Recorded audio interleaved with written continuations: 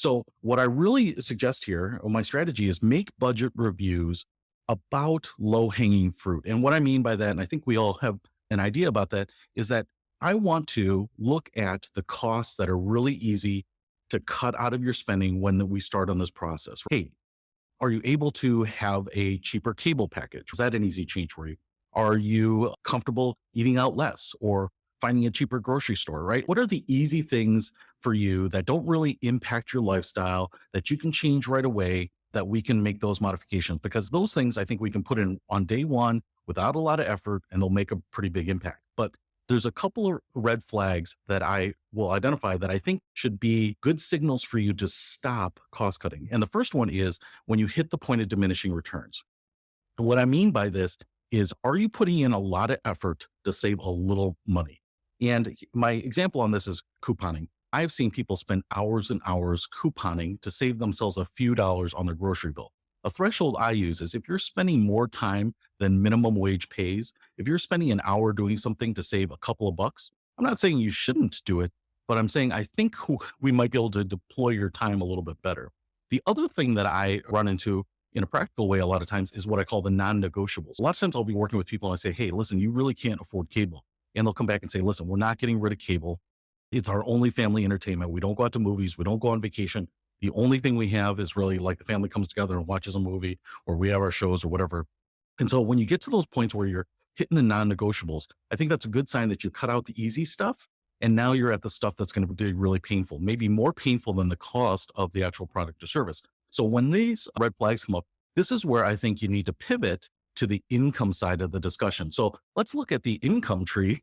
And there are a number of things that I think the financial services industry rush to, and I think we need to reorder this. So the first thing that I think a lot of people talk about is raises. Can you work more at work? Can you gun for that promotion? Can you ask for a raise? All those things are great, but I think they're out of our control in many cases. And sometimes they happen without us really focusing on them. So that's sometimes out of our control. And so I wouldn't necessarily make that a priority. The other thing is what I call one-time income. So a lot of times we say, hey, can you have a garage sale? What about putting stuff on eBay or Craigslist or Facebook Marketplace or whatever?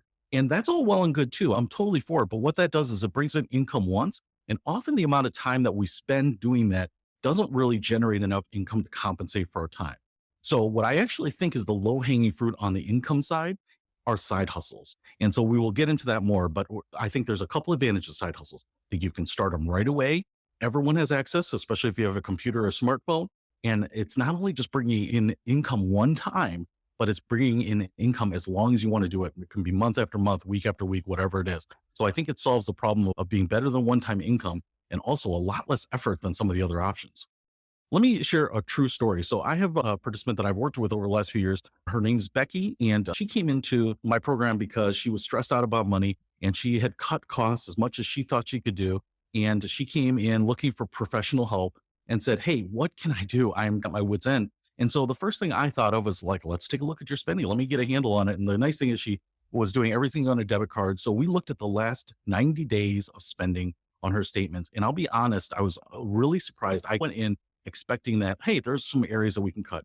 She didn't make a ton of money and she didn't have a ton of expenses, but she was just barely getting by. In fact, the only fluff she had in her budget was a $7 bottle of wine once a week that she would buy so that she could hang out in the evening with her girlfriend. And the thing about this was that it's really hard to talk about cutting costs when really the only fat in the budget is a $7 a week luxury item. Now, I will say we continue the conversation. We switched over to the income side of things. And one of the things that I found out is that she really loved dogs. She was actually a dog lover and had several dogs in years past. And so what we did was we explored that. And she actually downloaded, I believe it was the WAG app, and actually started picking up dog walking jobs after work during the weekends and started generating $200 a month in extra cash flow. On top of that, where Becky lives, the spring breaks for schools are staggered. So they span a 3-week period. So because she already had dog equipment and kennels and stuff like that, she's able to board dogs during those 3 weeks of spring break weeks. And she actually was able to bring in another $2,000 during the spring break period. So what I'm trying to point out here is instead of us trying to figure out how she can cut out maybe the one thing that she enjoys and figure out how to add $7 a week back to her budget, by doing this, by looking at opportunities to pick up things that she enjoyed, she was able to generate $400 in additional cash flow, a big difference than say $28 a month in savings, right? So this is why it's really powerful.